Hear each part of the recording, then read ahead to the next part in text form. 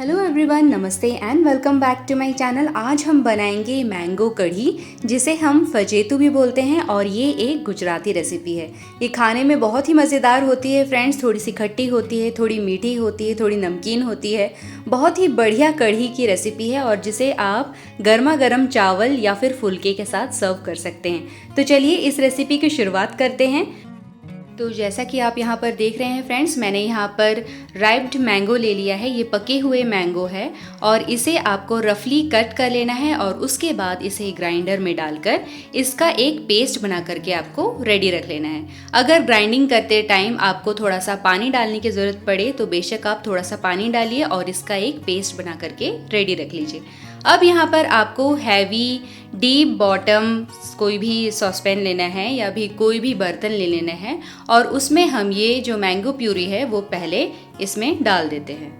तो यहाँ पर हमें एक मिक्सचर बनाना है जिसे हम गैस में चढ़ाकर इसे पकाने वाले हैं, इसलिए मैंने यहाँ पर हैवी बॉटम के बर्तन का इस्तेमाल किया है। साथ ही साथ अब हम इसमें ऐड कर देंगे कर्ड, जिसे मैंने ऑलरेडी फैट लिया था। तो आप भी फैटा हुआ दही इसमें डालें और दही डालने के बाद यहाँ पर एक बड़ा चम्मच बेसन का डाल दें। अब इन तीनों चीज़ों को फ्रेंड्स आप अच्छी तरह से मिक्स कर लीजिए, यानी कि विस्क कर लीजिए, ताकि इसमें कोई भी लम्स ना रहें।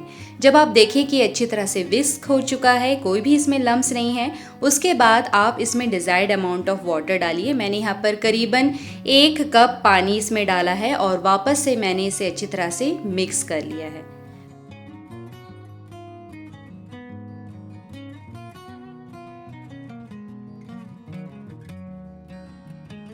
तो फ्रेंड्स, जब आपका ये मिक्सचर तैयार हो जाए फिर हम इसे पका लेंगे। तो पकाने के लिए आपको लो फ्लेम का इस्तेमाल करना है। आपको लो फ्लेम में चढ़ाकर इसे कंटिन्यूसली विस्क करना है ताकि ये फटे नहीं। जैसे ही इसमें बॉईल आ जाता है उसके बाद आप विस्क करना छोड़ सकते हैं। इससे क्या होगा कि इसके फटने के चांसेस बिल्कुल ख़त्म हो जाएंगे।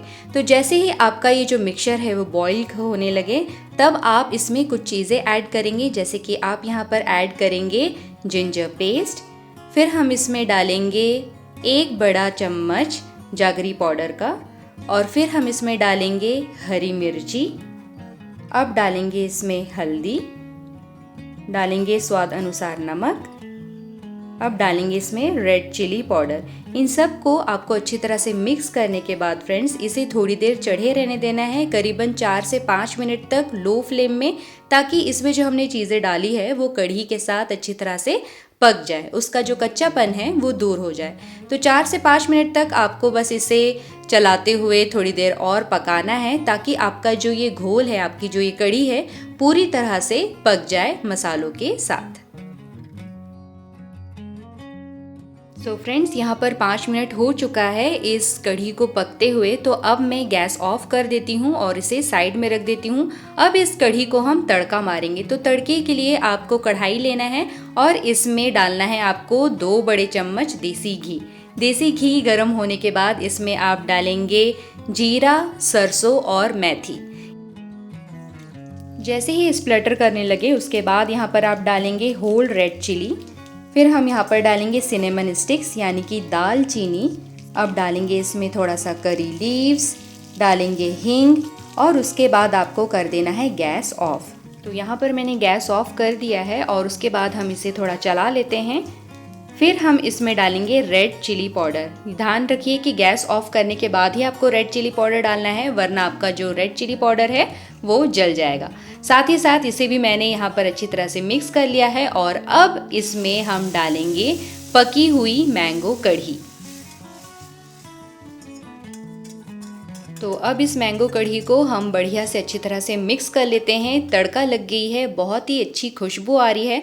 बहुत ही इजी रेसिपी है और खाने में भी बहुत ही स्वादिष्ट है। सो फ्रेंड्स, आप भी इसे बनाइए इस मैंगो सीज़न में और टेस्ट करके मुझे बताइए कि आपको कैसा लगा ये फजीतो।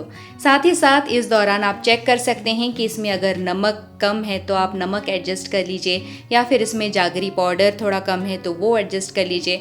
और एंड में फ्रेश धनिया डालकर इसे गर्मा गर्म सर्व कीजिए चपाती के साथ या फिर राइस के साथ। बहुत ही इजी रेसिपी है, फटाफट से बन जाती है। बस आपको कढ़ी पकाने में ही थोड़ा पेशेंस रखना है और ये रेसिपी बन करके तैयार हो जाएगी।